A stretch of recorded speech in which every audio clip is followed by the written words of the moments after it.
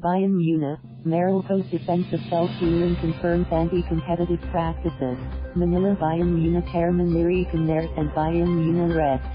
Carlos Isabanifarade on Tuesday urged Manila Electric Company officials to read again the results of the investigation that Congress earlier conducted as an offshoot of Meralco's attempts to corner for its subsidiary and affiliate power supply agreement, SAP, whose terms were found burdensome to consumers. Farade aired the suggestion after Meralco claims that there is no Philippine law or policy that prevents affiliated generation companies, GenCos, from participating in the bidding for the supply requirements of distribution utilities. He pointed out that the House investigation found out that Meralco awarded without bidding to its own affiliated GenCos power supply contracts containing P900 billion in overpriced power rates that Meralco would pay to itself through its affiliated GenCos. The House investigation caught Meralco with its hands in the cookie jar, yet Meralco is feigning innocence about this, Farade noted. He added that the Ombudsman also suspended Top Energy Regulatory Commission, ERC, officials for allowing Meralco to award the same staff to the Meralco GenCo without conducting a bidding under competitive selection process, CSP. Yet Meralco claims that such anti-competitive behavior is not prohibited. The Ombudsman even found probable cause to charge the same ERC officials for violating the anti-graft law after they extended unwarranted benefits to Meralco rights and other companies by exempting them from the coverage of the CSP requirements, he said Meralco tried to award the staff without it, under rules of the CSP, which should have required the company to get at least 2 offers before awarding a PSA, Farade added. Fortunately, the Supreme Court stopped the award. In blocking the staff, the High Tribunal even went to the extent of castigating the ERC for a CSP postponement that unconscionably placed this public purpose in deep freeze for at least 20 years. But Meralco thinks it did nothing wrong. We are not singling out Meralco first, but we are urging all other electric co-operated or power distributors who did not follow the CSP requirements not to bid for the SAS, and we should be vigilant in guarding them, said the Davao-based stolen abusive practices as for his part, former Bayan Muna Rep.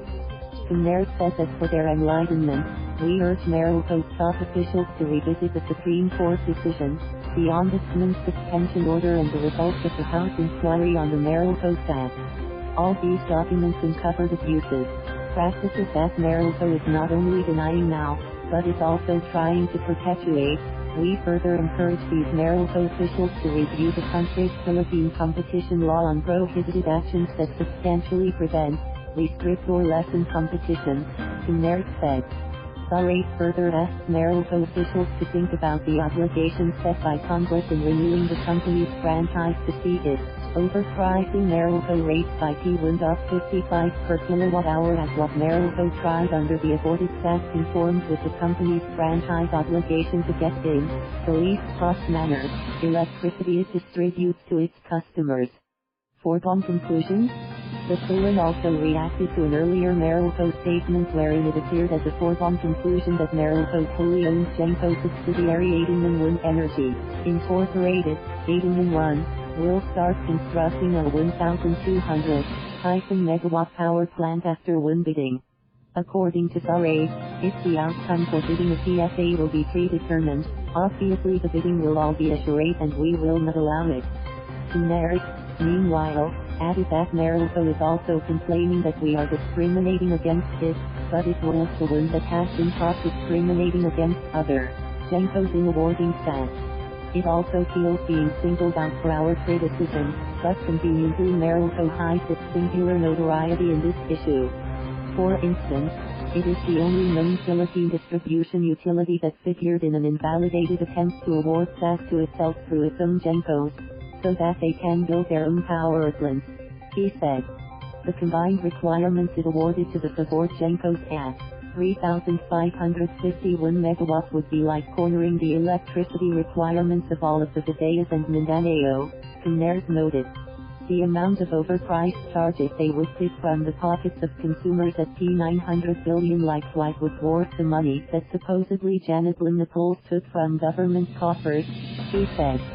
That's why we continue to watch over these stats to make sure Meralco will not again try to award contracts with overpriced charges that will burden its customers. The rate ended.